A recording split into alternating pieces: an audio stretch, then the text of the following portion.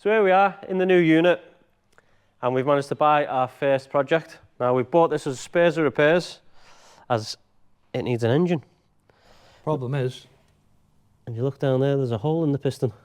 So we think someone's took it apart, seen that, and give up. Now the back end, the boot's full of parts, so we have got all the bits, but instead of repairing something we don't know, we've been and bought a full new engine. so we picked this Corsa up for 500 quid, which is an absolute bargain, considering the book value of Auto Trader is 4,400 quid. Now I'll take that with a pinch of salt, you know what I mean? And if we got 3.5 for it when it was fixed, we'd be mega happy really, wouldn't we? You know what I mean? I think what's the engine cost us? It was £1,000, wasn't it? Car was 5 ton. It's going to need a couple of other bits. It's always less than £2 grand. Call it 200 quid in oils and bits and stuff like that. Yeah, and stuff like that, yeah. So it should always less than £2 grand. And if we can get 3.5 for it, we're in the money. We're laughing. So today's video, we're going to be getting that in there. Yes. This engine has been looked over, apparently, and it has got low miles as well. So like 60,000 is it, or something like that? Yeah. So you're sort of trying to find an engine that matches the mileage that's on the clocks in the car, or less. That or lower, yeah. Yeah. I think we're on 70,000, something like that in the car. So it's a low mileage car, really. Yeah. And it's tidy. Clean. Even though it's been categorised, it's clean. So it's been done professionally by a proper body shop. Interior's mint, outside's mint. There's only a couple of tiny marks I've noticed like that. That could have been done afterwards, that though, yeah, it was. Yeah, I think it has been. But like you say, it's mint. So let's crack on. Let's get on with it. All right, so we're just trying to create a little bit of space for this. Ideally, we want to try and build the engine up fully and just drop it in as a built engine, because we were looking at it there. That looks like a bit of a nightmare to get the alternator and the starter motor on once it's in the hole. So we've just stripped off all the scuttle just to make a bit more room, and then we're just going to whip the bonnet off just because. That'll do it. Yeah. Yeah.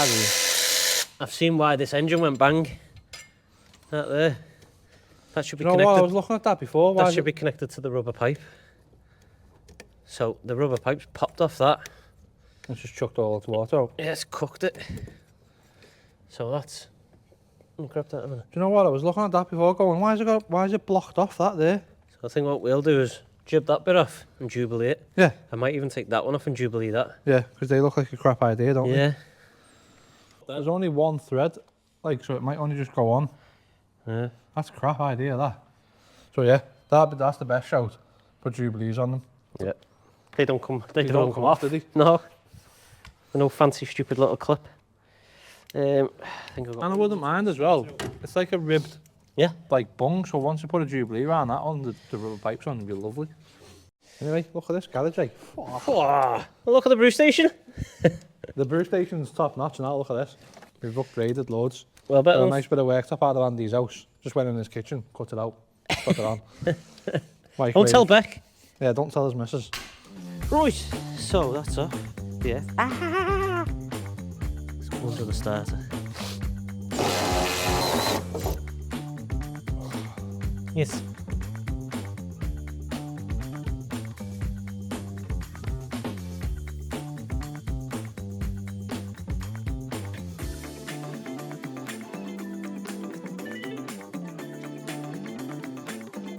Right, so engine is about to come out.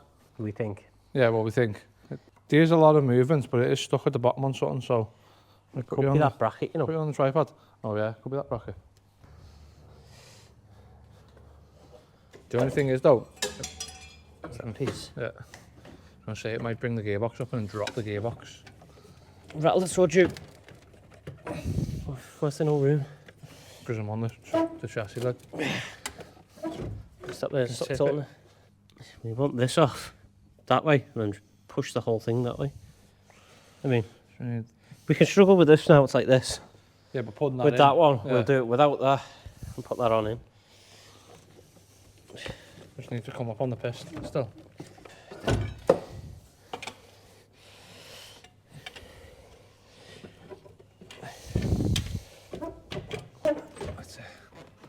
That'd be better. Here she is. Is that gearbox? You what? Slide it towards you. Right, that's safe there. Made that look hard, didn't we? There we did. It's just that stupid bracket though, Yeah. that you can't get off because the drive shaft's done. Really should have had the drive shaft out, but We're trying to save time. yeah.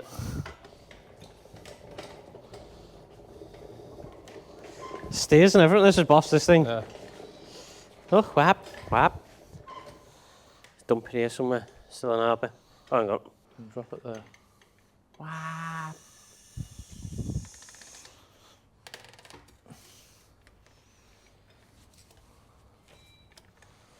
Oi! Right, we're going to have to reevaluate this one. As in, we've got hooks now, so we're going to have to use chain and bolts or something like that, or something with hooks. I've We got do another have one to chain, go on though. the front. Well, We do have chain. I know, I've seen some. Yeah. Seen some nice pieces when we were tidying up in here the other day. Bit flattered. Right, stop that. We should have fatted. Right, so we've got all the engine built up. Decided to build everything up, put all the loom on and everything, because we've got a fair decent size hole to drop it in, and it come out rather easy. So, Take that off, you know, which? just to make a tiny bit more room. Go on then. So he's just done about undoing that little bracket there, give us a couple more inches to drop it in, but it's ready to go in the hole. Just need a few bits out of the way. We might struggle at the gearbox being in, but we'll figure that out in a minute. Okay, we're just going to pause the video here to properly explain what exactly is at stake.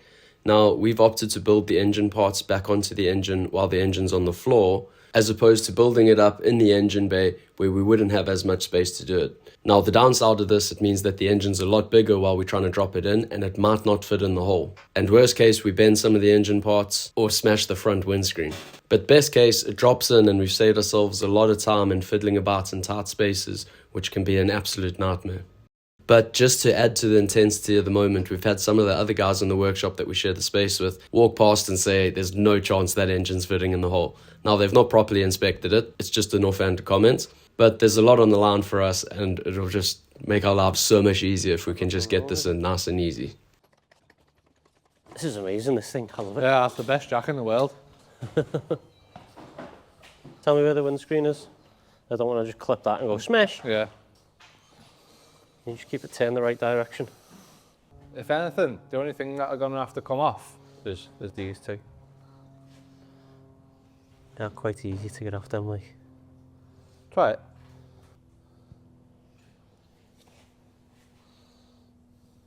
But if we can just push the bottom and go in on the thingy, Yeah. it'll go under. Right, stop there. Pull the hoist back. What for? Is it? Because when you're letting down, it's coming forward. All right. Cool. We're ready. Yeah, no, but I can shove the bottom like that. If I do that, I go over the windscreen. Oh, what was that? It's just a cap off there, that's why. No, ready. Over the slump panel, yeah.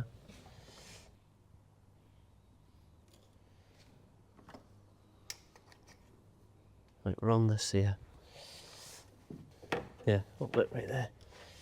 Tell me, can you see that screen? Yeah. As soon as we get below this, we can pull it towards us a little bit. Just keep going as you are there. Right, can you spin it any? There's the lambda sensors there. Fuck me, it's tight this. It's working though, I think.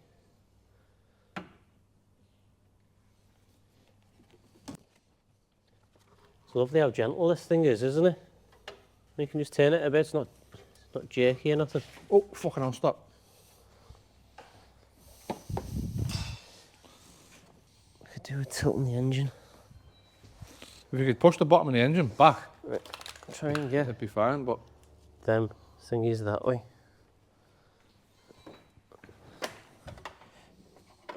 it's just that.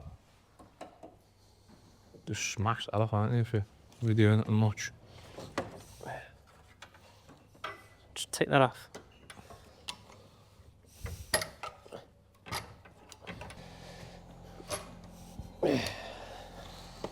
Oh, so close, man. It feels like mills. Yeah. Let it down a tiny bit. Right, pressure's off the back there now.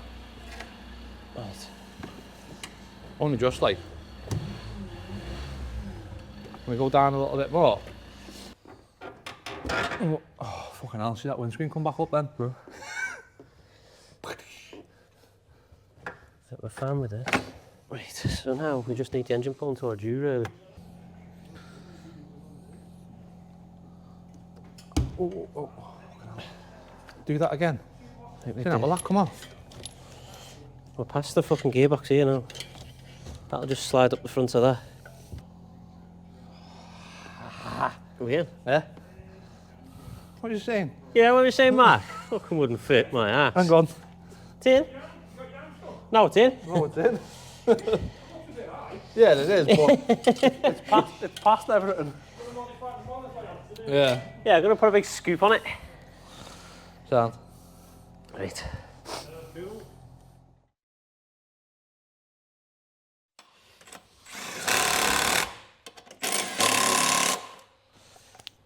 The How many Douglas was that? The battery's down at 10.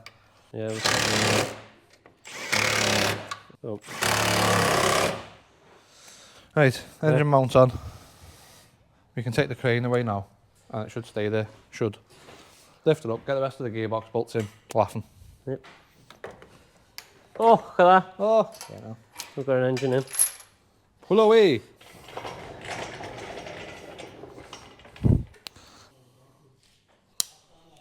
So we've only got a few bolts to put on underneath here. Just fasten the gearbox in, so he's going to get on with that. I'm just going to chuck the exhaust back on because the lads in Latham Fabs around the corner there have said they'll weld us a new Flexium for 70 quid. So there's no point in even us going and buying one. And you can just get done today for this for nothing, really. Well, 70 for quid. nothing. Yeah. I mean, not much at all. How much was the pipe when you look for the pipe? Just under a wanna. So 100 quid and then you'd have to do the work. And as I put it on, 70 quid and then they weld it in. So, oh, for the full pipe, to where it splits at the back? From there to there. Yeah, to there. I mean, even that's not terrible. Oof, no.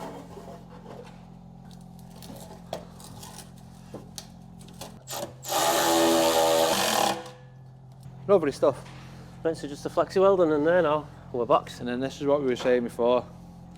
Lads from next door are literally just going to weld us a little bit of a flexi pipe in there. Yeah, so they're exhaust fabricators, and we haven't got a welder here now. Yes, So, one thing we do need to buy. yep. Until we buy one, we'll get them to do it. Otherwise, we'd have done it ourselves. That's that. I mean, to be honest, there's not an awful lot to bolt back on here now, is there? Underneath, no. Literally bring it down, do all the wires. Even on top. Airbox, coolant, stuff like that. Oh, do you know what I didn't do? What? Something just that Steve said. If there's not a hole in the bottom of your thermostat, drill one in. They must run kind of hot. Yeah, it's got one in. That one should have one in if this one's got one in. Right. Drill one into where though? Into the thermostat. Yep. What, to let some water through? Yeah. So that's stuck shut, isn't it? Yeah. To allow the engine to heat up. And then once the engine gets to a certain temperature, the water on one side's hot. It opens the thing and then it allows it to flow, which cools it down. But you want the water hot at first. One, to get hot heaters, and two, the engine runs better at that temperature. Apparently. It's all for emissions and shit. Right, so we're ready for the first switch on, aren't we? Yeah. Jeff's asked to be invited for the first switch on. Has he? Yeah. His name's not even Jeff. We just call him Jeff. Well, I asked him what his name was. He just said Jeff, so that's it. He's Jeff. Yeah. I can't remember his actual name now because we just call Jared him Jeff. or something. Oh yeah, Jared, that's it. But we just call him Jeff. My name is Jeff. Yeah, exactly. He's obviously watched 21 Drum Street, hasn't he? For a fucking... What's your name? Your name is what? My name is Jeff. I want to say a big thanks to OBD11 for sponsoring today's video. OBD11 is a great little tool to have. It's like a little diagnostic tool that'll fit in your pocket. It's got OBD2 functionality, gives your engine insights. You can diagnose faults and unlock hidden features in the car. So if you're an experienced mechanic or just a hobbyist, OBD11 will sort you right out with this handy little tool. You can also use code TVR at checkout to get a tidy 10% off, or you can click the link in the description below. Right, to connect to OBD11, all you've got to do is plug in the OBD reader into the diagnostic port, put the ignition on and click connect. It'll take a couple of minutes to read all the different ECUs and all that, and then it'll give us any fault codes. So one fault found. It says it's with the transmission. OBD fault code U0121. And here you can just click on the Google sign and it'll tell you a description of what the fault will be. OBD11's one-click apps makes it really easy to customise things on your car. For example, you can customise your headlight adaptation for when you're driving abroad, so you're not blinding other drivers with your full beam. Hey, like that. You can also do needle sweep, automatic folding mirrors when you lock your car, and my personal favourite, turn off stop start. So it's about the same price, if not slightly cheaper, as putting your car in the garage to get a mechanic to diagnose your car, but yet you've got this for life. So OBD11 is not just limited to VAG or BMW, it's for all other motors newer than 08. So thanks again to OBD11 for sponsoring today's video, and don't forget to use code TVR at checkout for 10% off. So we've just disconnected the coils to build a bit of oil pressure before we start it. So this isn't going to start straight away. This way it goes, knock, knock, knock, knock, knock. Neutral. That's going to be a clutch jobby this as well, isn't it? The wheels are off the floor anyway, so it won't bugger off. Well, it sounds healthy. A few moments later. Right. Go ahead, connect them back up. I mean, it sounds healthy turning over, which is a good sign. It's not going whoop, whoop, whoop, No. you know. They're friggin' tight, I can't do that with one hand. Yeah, they were awkward to get out, like. Right, so we've built some oil pressure up now and connected the, what are they called? Coils. Coils back up, yeah. 68th that one, eh? Is it? Nice. Sounds alright, that, doesn't it? Apart from the big bore exhaust. Yeah. So it sounds sweet there, that. Obviously it's blowing because the flexi we need to get welded in off Labour and Fab's next door. Where's But the other than that, it's fine. fan going? Is that aircon off? Yeah. It has got, it's got an engine management light on, so maybe it needs something deleting. Yeah. I don't know. Yeah, so we have got a couple of lights on the dash and stuff, so we are going to have to plug the hotel in and delete some stuff. But other than that, it runs sweet, man. Yeah. I'm happy with that. Yeah. Woo. Right, let's get the bonnet on. Get it over there, get that exhaust welded in. Yeah. And then give it a mint up and it'll be ready for MOT basically. We'll give it a quick MOT test with the lights. Imagine it failed on the blow and the exhaust on the flexi. Fucking hang on. Right, we'll let that tick over for a minute. Let's get the bonnet on. Yeah, we'll put the bonnet on, let it tick over and get a bit of oil circulating because it obviously fresh. Gonna have to put some antifreeze in that as well. Just so it's done. Yeah, I mean it's gone slightly pink there, like so it's obviously had loads of water somewhere, but yeah. What? Where was the fucking coolant? I know. You know what I mean? The radiator would have been full, wouldn't it? No. And take the hoses off. Yeah, that had some in it.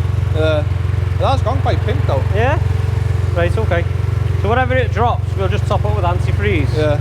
Like you say, get that exhaust welded in, get it minted up, MOT'd. Oh!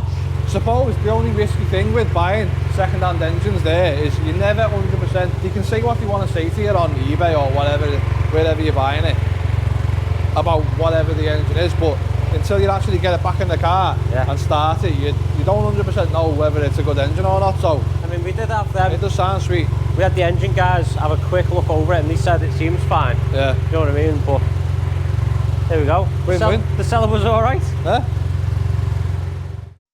So we're all finished up with this. Everything's cleaned, tightened, filled with oil. We're just running up to temperature and it's all good. We haven't got any leaks, nothing like that. Still need to put antifreeze in. There's a little bit in it. It's just gone a little bit pink.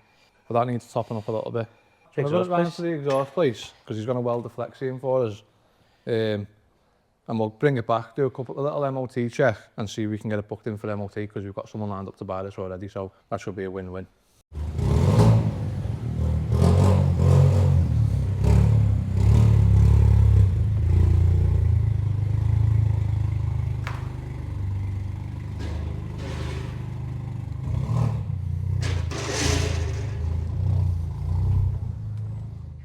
So the car's all boxed off, ready for MOT. Booked in for MOT later this week. We've been through the car, brakes, lights, all that type of stuff ready for its MOT. And the exhaust also fixed. We had a new flexi weld in by Latham Fabrications next door. So it's not making a horrible racket now anymore. And it's a nice, tidy, clean car. So as soon as it's MOT'd, it'll be up for sale, and I reckon it's worth, I don't know, 3.5, 4 grand easy if anyone's money. So, anyone's interested, let us know. So it's not been too bad of a little job this for our first job. Too many jobs. Yes, It's not been too bad of a car. But it's not been too bad of a job for our first project in the new unit. If you've enjoyed this video, please give us a like, subscribe and leave us a comment. you can also follow us on Facebook, Instagram and TikTok. See you next time. Peace. Around, have a little thing of like cribs, you know what I mean? Got brew station, tools, storage, new ramp, fancy lights. All that. We should put the outtakes at the end again. Is It's quite that funny, going, is it? Yeah. You dick. Right.